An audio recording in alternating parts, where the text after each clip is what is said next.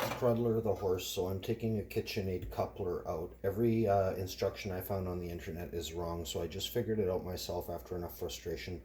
I have model KSB565WH0. Although this should work for any of the recessed couplers. They tell you to strike it with a hammer and a chisel, but that's ridiculous. You actually just have to take the screws off the bottom. You need to get a pipe wrench or vice grip.